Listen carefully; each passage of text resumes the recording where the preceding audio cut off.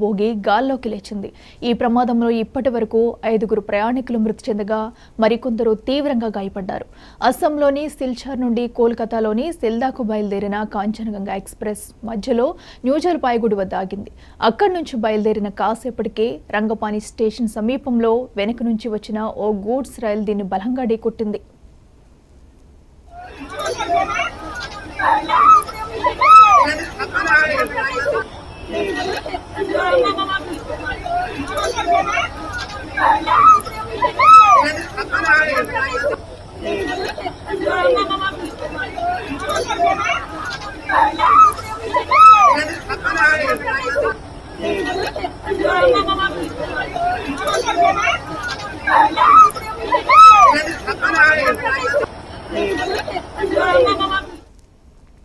ప్రమాద తీవ్రతకు గూడ్స్ రైలు బోగీలు చెల్లాచెదురుగా పడిపోగా ఎక్స్ప్రెస్ రైలు 2 బోగీలు పట్టాలు తప్పాయి. ఓ బోగీ గాల్లోకి లేవడం ప్రమాద తీవ్రతకు అద్దం పడుతుంది. సమాచారం అందుకున్న రైల్వే పోలీసులు, రెస్క్యూ సిబ్బంది ఘటనా స్థలానికి చేరుకుని సహాయక చర్యలు చేపట్టారు. ఘటనపై డార్జిలింగ్ అదనపు ఎస్పీ మాట్లాడారు. 5గురు ప్రయాణికులు మృతి చెందారని, మరో 20 నుండి 25 మంది గాయపడ్డారని తెలిపారు.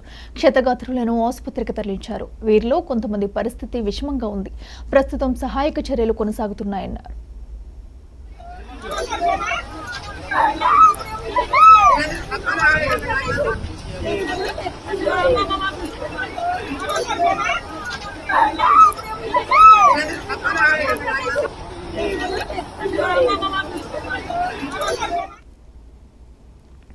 అయితే దీనిపై ముఖ్యమంత్రి మమతా బెనర్జీ తీవ్ర దిగ్భ్రాంతి వ్యక్తం చేశారు. ఘటనా స్థలంలో యుద్ధ ప్రాతిపదికన సహాయక చర్యలు చేపట్టినట్లు తెలిపారు.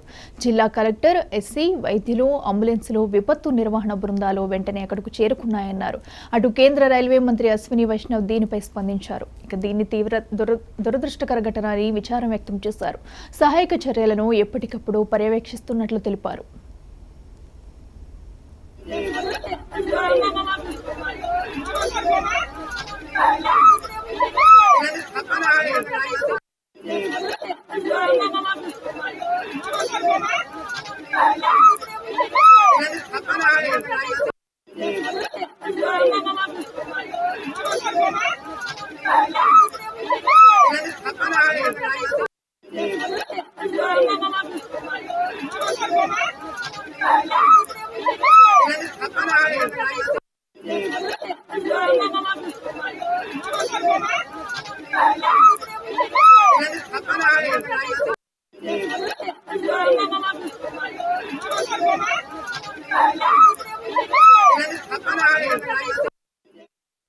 పశ్చిమ బెంగాల్లోని డార్జిలింగ్ జిల్లాలో ఘోర రైలు ప్రమాదం చోటు చేసుకుంది. ఒకే ట్రాక్ పైకి వచ్చిన 2 రైళ్లు ఢీకొనడంతో ఓ బోగి గాల్లోకి లేచింది.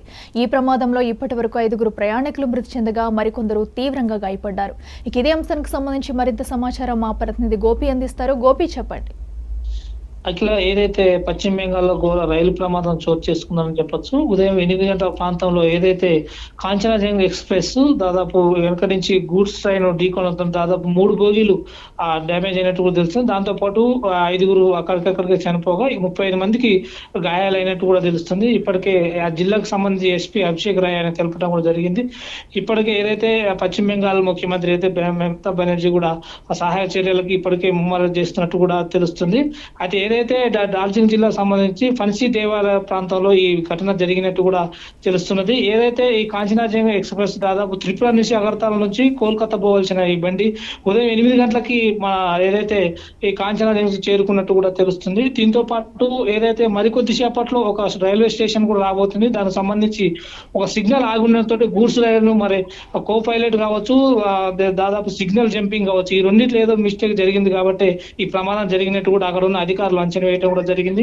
ఇప్పటికే ఏదైతే కేంద్ర రైల్వే శాఖ మంత్రి అశ్విన్ కూడా దానికి ట్వీట్ చేయడం కూడా జరిగింది. దీనికి సంబంధించి ఈ ప్రమాదం ఎలా జరిగింది, దీని పూర్తి వివరాలు మరికొద్ది సేపట్లో తెలియనట్టు తెలుస్తుంది. ఇప్పటికే ఏదైతే గూడ్స్ రైలు బలంగా వెనక నుంచి ఢీకొనడంతో ఇప్పటికే ఏదైతే ఎక్కువగా ట్రైన్ కి వెనకాల ప్యాకేజీకి సంబంధించి అంటే ఎక్కువ లగేజ్ సంబంధించి కూర్చుంటూ దానికి ముందు తర్వాత ఏదైతే జనరల్ బోగి ఉంటది, దాంతో పాటు ఇంకొన్న 3 బోగీలు ఏలైనాయి కాబట్టి దాంతో 5గురు చనిపోయినట్టు కూడా అధికారులు చెప్పడం కూడా జరిగింది. మరోవైపు దీనికి దీనికి సంబంధించి ఎవరైతే అది పైలట్ కారణాల వల్ల ఈ ప్రమాదం జరిగిందా, లేదంటే సిగ్నల్ జంప్ చేయడం వల్ల ఈ ప్రమాదం జరిగింది కాబట్టి ఇప్పుడు రైల్వే అధికారులు దీన్ని అంచనా వేయడానికి వస్తుంది. ఇప్పటికే ముమ్మరంగా అధికారులు కావచ్చు, ఇటు స్థానిక సిబ్బందులు కావచ్చు, ఏదైతే రిస్క్ టీం కూడా ఇక్కడ చేరుకున్నాయి. దానికి సంబంధించి బోగిలు ఎక్కడికక్కడ దాన్ని క్లియర్ చేయడానికి కూడా సంబంధించి ఏదైతే బెంగాల్ నుంచి వెళ్లే ట్రైన్స్ కూడా వేరే రూట్ లో మళ్లించినట్టు కూడా తెలుస్తుంది అఖిల. ఓకే గోపి, అయితే ప్రస్తుతం ఘటనా స్థలంలో పరిస్థితి ఏ విధంగా ఉంది, అలాగే క్షతగాతుల పరిస్థితి ఏ విధంగా ఉంది, వాళ్ళకి సహాయక చర్యలకి సంబంధించి ఎలాంటి చర్యలు తీసుకుంటున్నారు?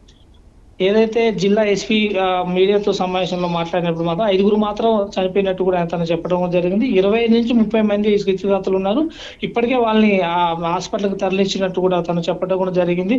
అయితే మీడియా ప్రకారం 5 చనిపోయారా, లేదంటే అక్కడ ఉన్న లోకల్ వాళ్ళు ఏదైతే ఒక భోగి మొత్తం ఒక గాలిలో లేచినట్టు కూడా కనపడుతుంది. ఇక్కడ దాదాపు ఒక 20 నుంచి 30 మంది చనిపోయినట్టు అక్కడ అధికారులు కూడా చెప్పడం జరుగుతుంది. కానీ అధికార ప్రకటనగా మాత్రం 5 చనిపోయినట్టు కూడా అక్కడ రైల్వే అధికారులు చెప్పడం కూడా జరుగుతుంది. ఇప్పటికే రిస్క్ టీం అక్కడ చేరుకుని దానంతా ఎక్కడికక్కడ దానికి పూర్తి చేసే కార్యక్రమం అయితే మొదలు పెడుతుంది. మరికొద్ది సేపట్లో అసలు ఏం జరిగింది, ఎలా జరిగింది దానిపైన పూర్తి వివరాలు తెలియాల్సింది. మరోవైపు ఏదైతే ఇవి జంగల్ ఎక్స్ప్రెస్ దాదాపు 8:30కి అక్కడ చేరుకోవాల్సిన రైల్వే స్టేషన్ కి సిగ్నల్ ఆగినట్టు తను చెప్పడం కూడా జరుగుతుంది. ఈ గూడ్స్ ట్రైన్ కూడా తన వెనక నుంచి ఢీకొనడంతో కొంచెం ప్రమాదం కూడా కొంచెం తగ్గినట్టు కూడా తెలుస్తుంది. ఏదైతే ఎదురు ట్రైన్ కూరుకున్నట్టే మరిన్ని ఎక్కువ ప్రాణాలు కోల్పోయేటట్టు కూడా అధికారులు చెప్పడం జరుగుతుంది. వెనక నుంచి ఏదైతే ఎక్కువ జనరల్ బోగిలో ఉన్న వాళ్ళకి 5 స్పాట్లు చనిపోయినట్టు కూడా తను చెప్పడం కూడా జరిగింది. ఒక 30 మందికి మాత్రం గాయాలన్నట్టు కూడా తను ఇప్పుడు మరికొద్ది సేపట్లోనే మమతా బెనర్జీ కూడా అక్కడ చేరుకున్నారు. సహాయ చర్యలు కూడా ముమ్మరంగా చేపడుతున్నట్టు కూడా తెలుస్తుంది అఖిల. ఓకే గోపి, అయితే మరి ఈ ఘటనతో మరి కొన్ని రైళ్లను అయితే నిలిపివేసినట్లు తెలుస్తుంది. అసలు ఏ రైళ్లను నిలిపివేశారన్న సమాచారం ఏమైనా ఉందా? ఏదైతే ఈ కాంచనజంగా ఎక్స్ప్రెస్ ఎక్కడి నుంచి అంటే త్రిపుర అగర్తాల నుంచి బయలుదేరింది. 8 గంటలకి ఇక్కడ ఏదైతే ఈ డార్జిలింగ్ జిల్లా సంబంధించి ఫన్సీ దేవా ప్రాంతాలకి చేరుకోవాల్సింది. దీనికి సంబంధించి ఈ లైన్ ఇది కావచ్చు ముంబై నుంచి హైదరాబాద్కి వచ్చే రైలు కూడా అదే ట్రాక్ అని కూడా అధికారులు చెప్పడం కూడా జరుగుతుంది. దాంతో పాటు ఎక్కువ ఢిల్లీ ఎక్స్ప్రెస్ కావచ్చు, ఢిల్లీ నుంచి వెళ్ళే రైల్స్ కూడా అదే వెళ్తున్నాయి కాబట్టి దాని నుంచి వేరే వైపు మళ్ళిస్తున్నట్టు కూడా అధికారులు చెప్పడం కూడా జరిగింది. ఏదేమైనా మరికొద్ది గంటలలో ఈ లైన్ క్లియర్ అయితే కూడా ఇప్పటికే రైల్వే శాఖ మంత్రి కూడా తను ట్వీట్ చేయడం కూడా జరిగింది. ఎప్పటికప్పుడు సిబ్బంది దాన్ని క్లియర్ చేస్తారు. దీనికి సంబంధించి పూర్తి వివరాలు అంటే ఈ యాక్సిడెంట్ దేని వల్ల జరిగింది, ఎందుకు జరిగింది, దేని వల్ల అనే దాన్ని కూడా ఆయన మరికొద్ది సేపట్లో ఆయన కూడా అక్కడ చేరుకుంటాను కూడా ఆయన ఏర్పాట్లు కూడా జరుగుతున్నట్టు కూడా తెలుస్తుంది. ఇప్పటికే రిస్క్ టీమ్ కు సంబంధించి ఇది చాలా కష్టమైన తరమైన చెప్పొచ్చు. మనం విజువల్స్ చూస్తున్నాం.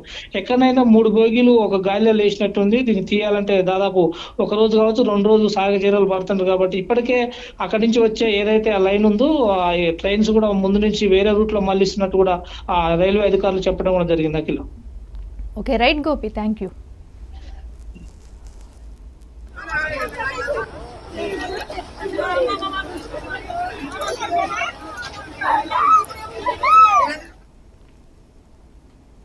విశాఖలో మాజీ సీఎం జగన్ నిర్మింపచేసిన